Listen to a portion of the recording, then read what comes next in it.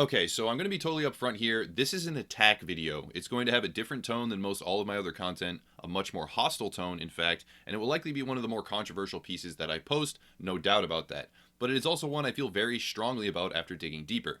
With that said, if you don't want to watch a video with that tone and a supremely negative message overall, click away. You have been warned.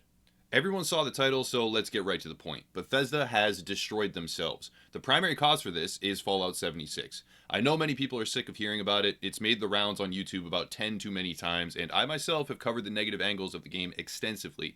But this video goes so much deeper than just attacking the game itself or highlighting rightfully voiced criticisms of its failure.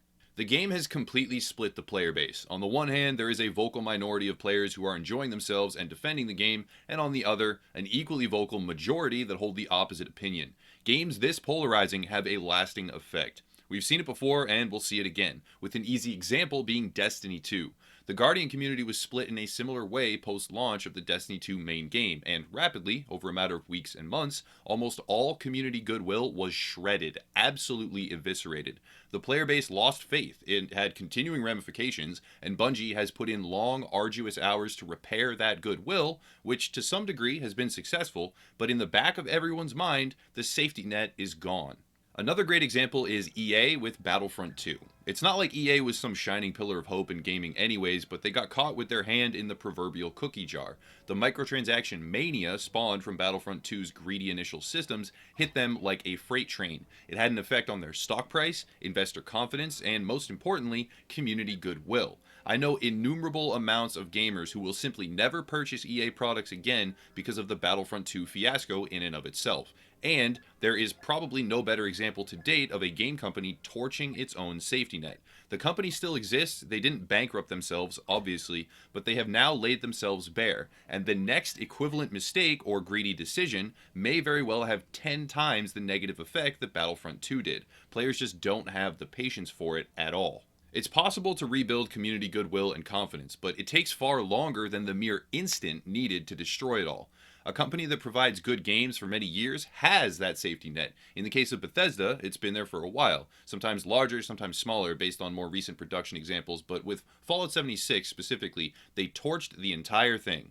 There is no more safety net, and with another equivalent blow, the company could fall apart completely. Bethesda has some very important upcoming releases. Most notably on the immediate horizon for the publisher as a whole is Rage 2.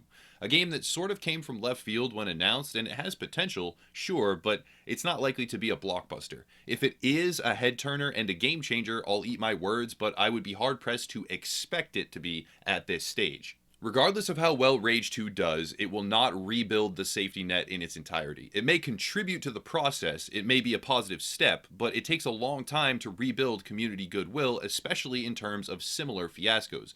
If Rage 2 has entirely unique problems it faces at launch, that won't ring the same alarm bells and is more likely to be forgiven. But if it had the same problems that Fallout 76 faces, or very similar ones at least, it would spell absolute disaster. As it stands though, Rage 2 is mostly uninteresting for our purposes. It will be a drop in the bucket that neither hurts Bethesda nor rebuilds its lost safety net of community faith. Now we move on to the further future though, and this is where it gets really interesting. We have this quote right here from Todd Howard himself. Fallout 76 uses a new renderer, a new lighting system, and a new system for the landscape generation. For Starfield, even more of it changes, and for The Elder Scrolls 6 out there on the horizon, even more. Later going on to say, at a point, we like our editor, it allows us to create worlds really fast, and the modders know it really well. There are some elementary ways we create our games, and that will continue because that lets us be efficient and we think it works best. Basically, we are going to use the same broken engine for our next two huge releases, the engine that is, in and of itself, the primary culprit behind the vast majority of concerns relating to Fallout 76. Furthermore, the reason they use it is because it's fast, and because the modders are familiar with it, which lets them conveniently fix all the terrible issues that are left in the game because Bethesda rushed it out.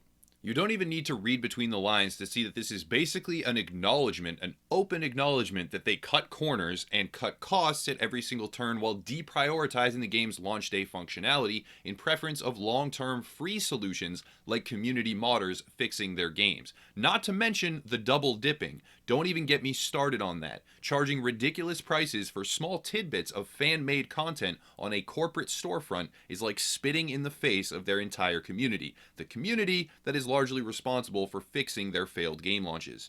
Fallout 76 used a dated, clunky engine, and from that comes a veritable army of other issues and problems. Players have been burned by this before, and there's no more runway for Bethesda to do it again. Elder Scrolls 6 and Starfield are not coming out for a few years yet, and this same engine, with these same problems, being used in 2020 and beyond? That's unbelievable, but it's been basically confirmed multiple times by both Bethesda and Todd Howard himself. There's a bit more to this as well. If you look closely at Mr. Howard's quote, you see the terms new renderer, new lighting system, and a new system for landscape generation. Well, Fallout 4, the most recent Bethesda Fallout entry before 76, uses the exact same engine, and it can be modded with community-made add-ons to look exactly like or even better than Fallout 76, confirming that some of the most noteworthy and personally mentioned improvements by Todd Howard himself already exist at an equal or better level to their implementation in Fallout 76, and they have existed for years. Developed by the community itself, specifically the lighting system, is just a ripped out Fallout 4 mod. Now, there are those out there that would have you believe that it's no big deal that Fallout 76 uses the same tired old engine. Worse yet, they try to claim that Starfield and Elder Scrolls 6 using it as well is no problem whatsoever, because ignorant gamers don't know what engines are or how they work. We have this wonderful little tidbit from Kotaku, such a well-respected, unbiased, and wonderful news source with unparalleled integrity. Quote, blaming Bethesda's game engine is misguided, however, because the word engine itself is a misnomer. An engine isn't a single program or piece of technology. It's a collection of software and tools that are changing constantly. To say that Starfield and Fallout 76 are using the same engine because they might share an editor and other common traits is like saying Indian and Chinese meals are identical because they both feature chicken and rice. What we see on the outside, like a game's graphical style, its animation system, and its physics, can be changed in all sorts of ways without switching to a new engine. Okay, well, let's unpack this. First of all, some of the exact same bugs with the exact same detrimental effect are seen in Fallout 76 that were also seen in Fallout 4. And most, if not all of those improvements have already been made by the community to previous games, and even when they apply those community improvements to a game like 76, it's still behind the times, and that inadequacy will be further compounded by a massive margin over the next few years. It's no secret how the exponential curve of technology development goes. Hint, it's faster and faster every year, Kotaku. And to go further, let's even play ball and keep using their own analogy. Sure, two games with the same engine can be like two restaurants with chicken and rice, but when the original shipment of that chicken and rice has salmonella and avian flu, then all the meals at both the restaurants that use the chicken and rice make you sick. If the core components of an engine are glitchy and buggy, it doesn't matter what kind of aesthetic tweaks you make. Further games developed with that engine as a base will have similar issues, and literal proof of this was launched not even a few weeks ago. Kotaku wants to blame gamers for not eating the slop that Bethesda offers up. So, sincerely, and I mean this heartfelt, Kotaku, f*** you.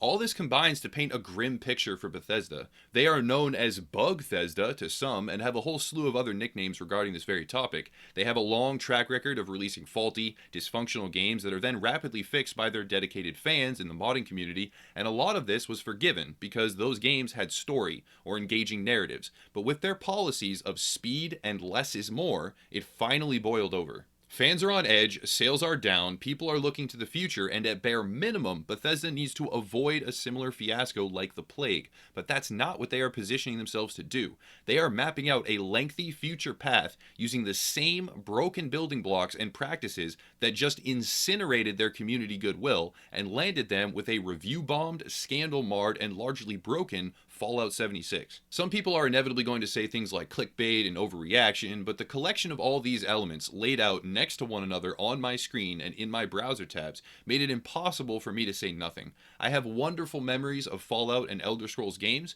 but they have been on a steady downward track ever since New Vegas and Oblivion. That's not to say that they were terrible, but Bethesda has been decreasing the quality of their games, surrounded by an industry that is instead improving by and large. Bethesda needs their next games to do well, not just for the sake of community reputation, but for the shareholder bottom line. Rage 2 has potential, but it doesn't have a shot in hell of being so good that it rebuilds the smoldering wreck that is their public image. And in a few years, when their next big potential hits launch, stunted and deformed by the continued use of outdated, faulty, but fast and cheap infrastructure, it will be the end of their credibility on the AAA level.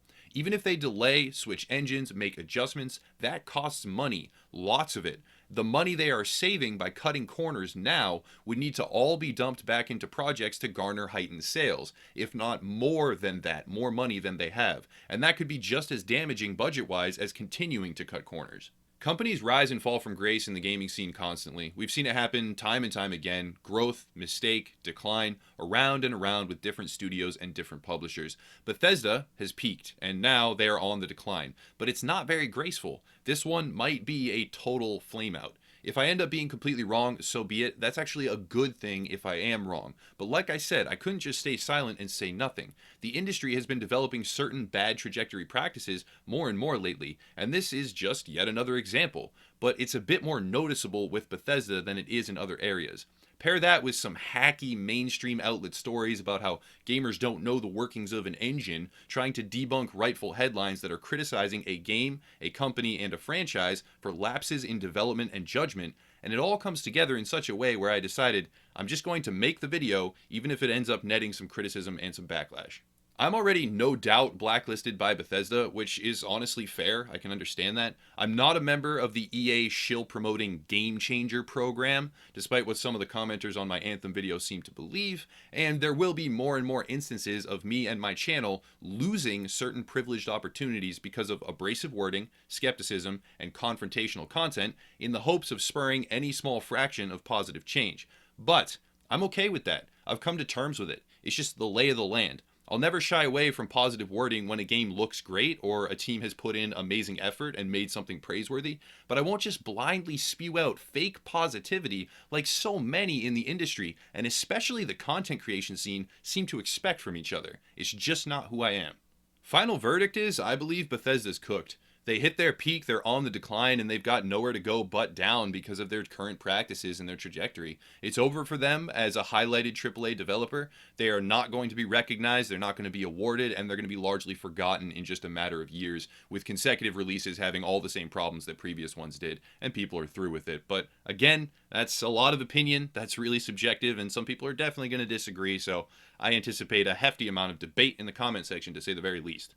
I guess check out the links down below if you want to support, and I'll wrap it up there. As always, thank you for watching. Drop the feedback down below, that's important, and have a nice night.